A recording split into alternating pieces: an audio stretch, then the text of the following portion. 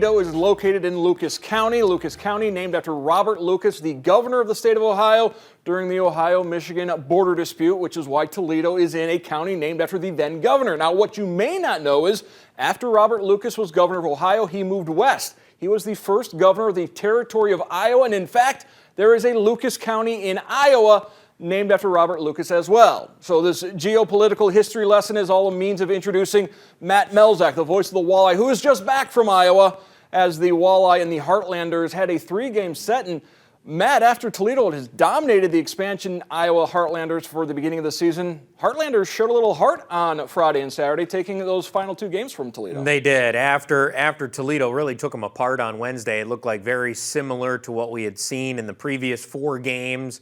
The way they took them apart on Wednesday, held them to just 19 shots, maybe 2 or 3 flurries at all the entire game, in which Iowa really pressured the front of the net. And of course, Caden Fulcher's played well all year, so no surprise that he held them without a goal. But then, yes, Friday it started to turn a little bit. Iowa was able to get, they had a few more folks in the building. It was kind of, it's a Wednesday night. It was really a dead building there on Wednesday. Much different Friday and Saturday. Crowds around 2,000, 2,000 to 3,000, and it kind of felt a little more energy in the building. And Iowa played with more energy, and they did some nice things out there. Of course, Toledo lost a couple more players to the American Hockey League. That certainly hurts when you talk about taking more guys out of your lineup, like Josh Dickinson, who was playing so well, Randy Gazzola as well on the defensive side.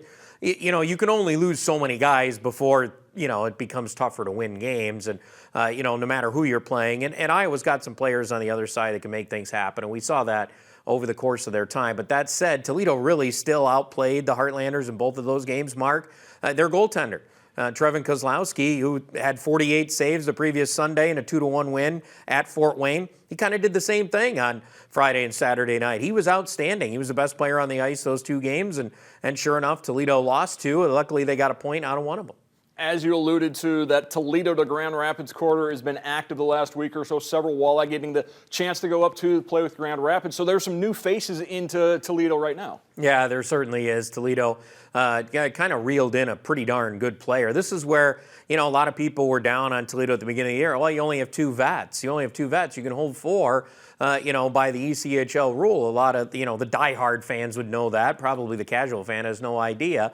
But you look over the course of the season, now you get a guy like Steve Alexi comes in, he's got NHL experience. Now you add a guy like Mitchell Hurd, who was over in Europe, decided to come back, had been over in Europe for 3+ seasons, and decided to leave Germany, come back, play in the U.S., deciding on a few teams to play in the ECHL. He chose to come to Toledo, and you look at his numbers, well over a point per game player at the ECHL level. He's got 200 games at the American Hockey League level. He's a veteran, but a guy that can come in there and give you some big-time points. His last full-time year in the ECHL, well over a point per game. So he's a guy that, is a force when he is out there in a lineup. It's a great ad for Dan Watson, and it comes at a really good time because, like you said, this past weekend, Grand Rapids could have put out an entire 5-man unit on the ice of Toledo Walleye players, and I don't know if they did at any point. It seemed like they mixed and matched a little bit more, but they certainly could have done that. It would have been fun to see in Grand Rapids, see an entire Walleye lineup out there.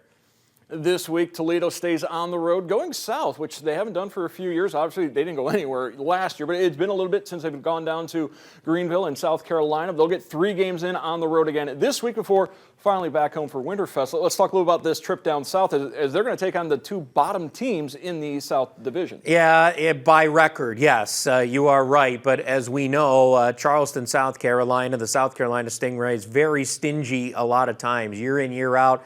They have been marked with great defense, great goaltending. It's always a tough arena to play in. It's not odd shape, but it's just the way it's built. It looks different, and it just feels different in there. That's an interesting place to play. And Greenville, has been up and down. They've played some very good games, and they've had some clunkers. So it'll be interesting to see how Toledo handles this weekend series. You're right. 3 straight games before going into the holiday break for the Toledo Walleye. That's always a tough trip as well, but we'll see how Toledo handles it. It's quite a difference, Mark, in one aspect. When I looked it up earlier in the week when we were in Iowa, there was a 40-degree difference between the 2 cities when we were in Coralville, Iowa, to Charleston, South Carolina. So it's going to be quite an eye-opener when the Walleye get there. But I guess the weather's getting hotter here, so why wouldn't it be warm there also? Absolutely. We're supposed to get into the 60s at midweek, which is going to create some interesting dilemmas downtown as Winterfest gets underway. Youth hockey tournaments beginning on a Thursday. There's going to be so much hockey in downtown Toledo over the next couple of weeks. It's just going to be an amazing atmosphere. It really is, Mark, and looking forward to not only the walleye games, but there's so many great games that are going on, including this year. I think it's going to be fun seeing St. Francis and St. John's, always that great rivalry in the high school side, getting a chance to play out there. That's going to be a fun experience as well for those young men.